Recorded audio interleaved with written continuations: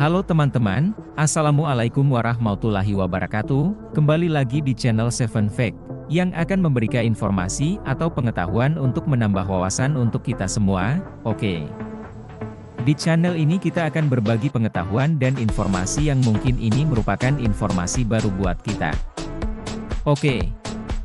Di video kali ini kita akan membagikan informasi tentang 7 tokoh paling berpengaruh di dunia, dan salah satunya adalah manusia yang sangat kita rindukan. Penasaran? Mari kita bahas. Oke.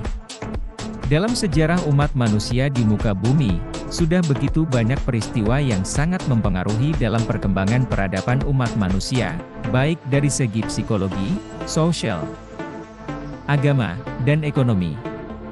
Dalam pengaruh peristiwa itu tentu ada tokoh yang menjadi pemeran utamanya kan.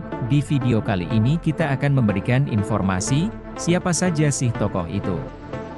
Dan apa hal apa saja yang membuat dia menjadi tokoh berpengaruh? Oke, simak video ini sampai selesai, supaya kita dapat mengetahui lebih dalam tentang 7 tokoh tersebut. Mari kita mulai. Nomor 7, Cai Lun. Kertas menjadi salah satu penemuan penting dalam sejarah peradaban manusia.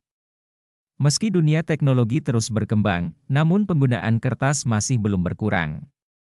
Sebut saja untuk buku, surat-surat, hingga struk pembelian, diketahui manusia sudah menulis selama ribuan tahun bahkan sebelum kertas ada, beberapa orang mengukir kata-kata di atas lempengan tanah liat atau batu. Kemudian ada juga yang menulis di atas sutra, papirus, bambu, atau dedaunan. Di Tiongkok, orang kuno menulis di atas bambu. Mereka menggunakan potongan bambu panjang dan mengikat potongan-potongan itu untuk membuat layaknya buku. Proses ini sangat panjang dan membuat buku-buku bambu itu sangat berat dan sulit dibawa. Dan sekitar 2000 tahun yang lalu, atau pada tahun 105 Masehi, pejabat istana di Cina bernama Cai Lun yang berkebangsaan Tionghoa yang hidup pada zaman dinasti Han, abad pertama Masehi. Lahir di Guiyang sekarang di wilayah Provinsi Hunan, ia bernama lengkap Cai Jingzong atau sering pula dipanggil Jingzong. Mencoba mencari cara yang lebih baik untuk menulis dan membaca selain dengan bambu. Cai Lun memiliki ide untuk mencampur kulit pohon, rami, jaring ikan, dan kain. Hasilnya adalah bahan yang lebih ringan sehingga mudah untuk ditulisi. Bahan itulah yang kemudian dikenal dengan kertas. Itulah yang membuat dia menjadi salah satu tokoh berpengaruh dunia. Nomor 6. Paulus dari Tarsus. Teman-teman pasti penasaran kan siapa tokoh ini? Paulus atau Saulus, yang juga dikenal sebagai Paulus dari Tarsus, Saulus dari Tarsus, atau Rasul Paulus, pada tahun 367 Masehi diakui sebagai tokoh penting dalam penyebaran dan perumusan ajaran kekristenan, yang bersumberkan dari pengajaran Yesus Kristus. Paulus memperkenalkan diri melalui kumpulan surat-suratnya dalam Perjanjian Baru di Alkitab Kristen sebagai seorang Yahudi dari suku Benyamin yang berkebudayaan Yunani atau Helenis dan warga negara Romawi. Ia lahir di kota Tarsus tanah Kilikia, sekarang dikenal sebagai negara Turki. Dia dibesarkan di Yerusalem dan dididik dengan teliti di bawah pimpinan Gamaliel. Pada masa mudanya, ia hidup sebagai seorang Farisi, menurut mazhab yang paling keras dalam agama Yahudi. Mulanya, ia seorang penganiaya orang murid-murid Yesus, dan sesudah pengalamannya berjumpa dengan Yesus, di jalan menuju kota Damaskus, ia berubah menjadi seorang pengikut Yesus. Paulus adalah salah satu pemimpin paling berpengaruh dari gereja Kristen. Dia memainkan peran penting dalam menyebarkan Injil kepada orang bukan Yahudi selama abad pertama, dan perjalanan misinya membawanya ke seluruh kekaisaran Romawi. Paulus memulai banyak gereja, dan dia umumnya dianggap sebagai penulis 13 kitab, di Alkitab lebih dari penulis Alkitab lainnya. Karena alasan ini, Rasul Paulus sering dianggap sebagai salah satu orang paling berpengaruh dalam sejarah. Nomor 5. Konfusius. Konghucu dalam bahasa Inggris disebut Konfusius, adalah seorang guru atau cendekiawan yang terkenal dan juga filsuf sosial Tiongkok. Filsafahnya mementingkan moralitas pribadi dan pemerintahan, dan menjadi populer karena asasnya yang kuat pada sifat-sifat tradisional Tionghoa. Oleh para pemeluk agama Konghucu, ia diakui sebagai utusan. Pengaruh Konghucu terhadap sejarah Tiongkok sangat besar. Ajarannya telah menyebar ke Jepang, Korea dan Vietnam, khususnya melalui agama Konghucu, doktrin yang dikembangkan murid-muridnya dan para komentator. Buku Analek adalah sebuah karya singkat yang berisi diskusi dan pembicaraannya dengan murid-muridnya. Karyanya tersebut disusun setelah ia wafat. Yang berisi inti-inti ajarannya, Konghucu adalah putra bungsu Xu Lianghi, dan ibunya bernama Yan Zhengzai. Ia lahir pada tanggal 27 September 551 SM, di negara Lu, kota Zhouyi, desa Changping, di lembah Kongsong kini dikenal Kufu, provinsi Shandong.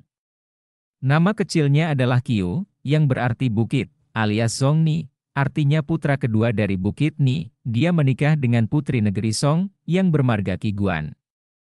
Nomor 4. Siddhartha Gautama. Siddhartha Gautama atau juga dikenal sebagai Sakyamuni, adalah seorang guru pertapa dan spiritual Asia Selatan yang hidup pada paruh kedua milenium pertama sebelum Masehi.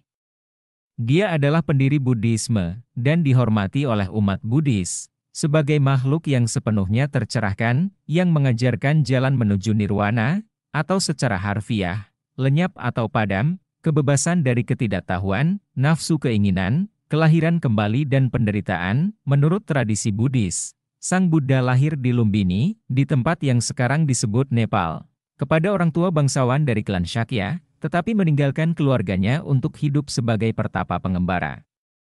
Memimpin kehidupan mengemis, pertapaan, dan meditasi, ia mencapai pencerahan di Bodh Gaya. Sang Buddha kemudian mengembara, melalui dataran Gangga yang lebih rendah, mengajar dan membangun sebuah ordo monastik. Dia mengajarkan jalan tengah, antara pemanjaan indria dan asketisme yang parah, sebuah pelatihan pikiran, yang mencakup pelatihan etis dan praktik meditatif, seperti usaha, perhatian, dan jhana. Dia meninggal di Kushinagar, mencapai parinirvana. Sang Buddha sejak itu dihormati oleh banyak kepercayaan dan komunitas di seluruh Asia. Nomor 3. Yesus. Yesus dalam bahasa Yunani, juga disebut sebagai Yesus dari Nazaret, atau Yesus Kristus, adalah tokoh sentral kekristenan. Menurut sebagian besar denominasi Kristen, Yesus dipandang sebagai Allah Putra, Allah Anak, namun, seluruh umat Kristen meyakini bahwa Yesus adalah Mesias atau Kristus atau Al-Masih. Semuanya secara harfiah berarti, yang diurapi, yang dinantikan dalam Perjanjian Lama. Hampir semua akademisi setuju bahwa Yesus ada secara historis, dan para sejarawan menganggap Injil Sinoptik sebagai sumber terbaik untuk meneliti historisitas Yesus. Kebanyakan akademisi sepakat Yesus adalah orang Galilea, rabi Yahudi yang mewartakan pesannya secara lisan. Dibaptis oleh Yohanes Pembaptis dan disalibkan sesuai perintah prefek Romawi Pontius Pilatus. Menurut pandangan aliran utama saat ini, Yesus adalah seorang pewarta apokaliptik dan pendiri sebuah gerakan pembaruan di dalam Yudaisme.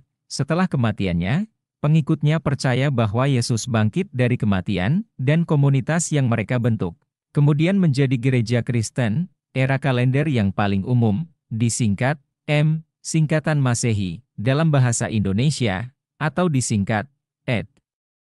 Dari bahasa Latin yang berarti Anno Domini, atau dalam tahun Tuhan kita, didasarkan pada kelahiran Yesus. Kelahiran Yesus dirayakan setiap tahun pada 25 Desember, atau beragam tanggal pada bulan Januari. Di dalam beberapa gereja timur, disebut sebagai Natal. Nomor 2, Isaac Newton. Sir Isaac Newton adalah seorang fisikawan, matematikawan, ahli astronomi, filsuf alam, alkimiawan, teolog dan penulis Inggris, yang secara luas diakui sebagai salah satu matematikawan, fisikawan terbesar, dan ilmuwan paling berpengaruh sepanjang masa. Dia merupakan pengikut aliran heliosentris, dan ilmuwan yang sangat berpengaruh sepanjang sejarah, bahkan dikatakan sebagai bapak ilmu fisika klasik. Karya bukunya Philosophia e Naturalis Principia Mathematica dianggap sebagai buku paling berpengaruh sepanjang sejarah sains. Buku ini meletakkan dasar-dasar mekanika klasik. Dalam karyanya ini, Newton menjabarkan hukum gravitasi dan 3 hukum gerak yang mendominasi pandangan sains mengenai alam semesta selama 3 abad. Newton berhasil menunjukkan bahwa gerak benda di bumi dan benda-benda luar angkasa lainnya diatur oleh sekumpulan hukum-hukum alam yang sama. Dia membuktikannya dengan menunjukkan konsistensi antara hukum gerak planet Kepler dengan teori gravitasinya. Karyanya ini akhirnya menyirnakan keraguan para ilmuwan akan heliosentrisme dan memajukan revolusi ilmiah. Dalam bidang mekanika, Newton mencetuskan adanya prinsip kekekalan momentum dan momentum sudut. Dalam bidang optika, dia berhasil membangun teleskop pemantul yang pertama dan mengembangkan teori warna, berdasarkan pengamatan bahwa sebuah kaca prisma akan membagi cahaya putih menjadi warna-warna lainnya. Dia juga merumuskan hukum pendinginan dan mempelajari kecepatan suara dalam bidang matematika pula, bersama dengan karya Gottfried Leibniz yang dilakukan secara terpisah. Newton mengembangkan kalkulus diferensial dan kalkulus integral. Ia juga berhasil menjabarkan teori binomial, mengembangkan metode Newton untuk melakukan pendekatan terhadap nilai nol suatu fungsi, dan berkontribusi terhadap kajian deret pangkat. Sampai sekarang pun, Newton masih sangat berpengaruh di kalangan ilmuwan. Nomor pertama, siapa lagi kalau bukan Nabi Muhammad SAW? Nabi Muhammad SAW adalah seorang pemimpin agama, sosial, politik, dan pendiri dari agama Islam. Dia adalah nabi yang diberikan wahyu oleh Allah untuk memberitakan dan meneguhkan prinsip tauhid dalam ajaran Adam, Ibrahim, Musa, Isa, dan nabi lainnya. Dia adalah penutup para nabi.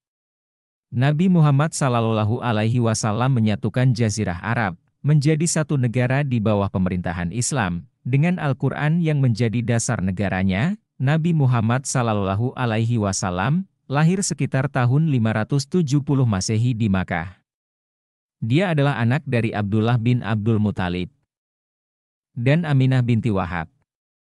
Ayah Muhammad, Abdullah, adalah putra dari pemimpin konfederasi suku Quraisy yang bernama Abdul Muthalib bin Hashim.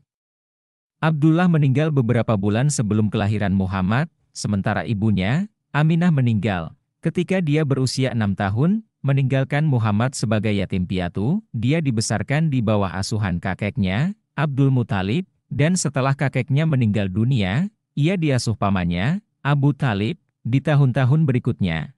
Dia secara berkala mengasingkan diri di Gua Hira selama beberapa malam untuk berdoa. Ketika dia berusia 40 tahun, sekitar tahun 610 Masehi, Muhammad melaporkan telah dikunjungi oleh malaikat Jibril di dalam gua dan menerima wahyu pertamanya dari Allah Subhanahu wa Ta'ala. Pada 613 Masehi, Muhammad mulai berdakwah secara terbuka, menyatakan bahwa Tuhan itu Esa, kemudian bahwa cara hidup yang benar adalah dengan menyerahkan diri kepada Allah Subhanahu wa Ta'ala, dan bahwa dia sekarang adalah seorang nabi dan utusan Allah. Pengikut Nabi Muhammad SAW awalnya hanya berjumlah sedikit, dan bahkan mengalami penindasan selama 13 tahun. Nabi Muhammad SAW kemudian memutuskan untuk mengirim beberapa pengikutnya ke Abisinia pada tahun 615 Masehi, sebelum dia dan para pengikutnya bermigrasi dari Makkah ke Yatsrib, kemudian dikenal sebagai Madinah, pada tahun 622 Masehi. Peristiwa ini yang disebut sebagai hijrah, menandai awal dari kalender Islam, yang juga dikenal sebagai kalender Hijriah. Di Madinah, Muhammad menyatukan suku-suku di bawah konstitusi Madinah. Pada bulan Desember 629, setelah 8 tahun saling berperang dengan suku-suku Makkah, Muhammad mengumpulkan 10.000 tentara Muslim dan menaklukkan Makkah. Penaklukan itu hampir tidak menghadapi perlawanan sama sekali. Dan Muhammad merebut kota itu hanya dengan sedikit pertumpahan darah. Pada tahun 632, beberapa bulan setelah kembali dari ziarah perpisahan, dia jatuh sakit dan meninggal. Pada saat kematiannya, sebagian besar Jazirah Arab telah masuk Islam. Muhammad menerima wahyu sampai kematiannya. Semua wahyu tersebut membentuk ayat-ayat di dalam Al-Quran, dan telah menjadi dasar agama Islam. Selain Al-Quran, Ajaran dan praktik Nabi Muhammad SAW atau sunnah dapat ditemukan di dalam literatur hadis dan sirah atau biografi Nabi Muhammad SAW, dan juga menjadi sumber utama hukum Islam. Oke, itulah 7 tokoh berpengaruh dunia yang mungkin dapat menambah pengetahuan kita secara lebih luas. Semoga dapat bermanfaat untuk kita semua. Terus dukung channel ini dengan tekan tombol like dan subscribe, agar channel ini terus memberikan informasi berharga bagi kita semua. Sekian dulu dari kami, dan kami ucapkan terima kasih. Wassalamualaikum warahmatullahi wabarakatuh.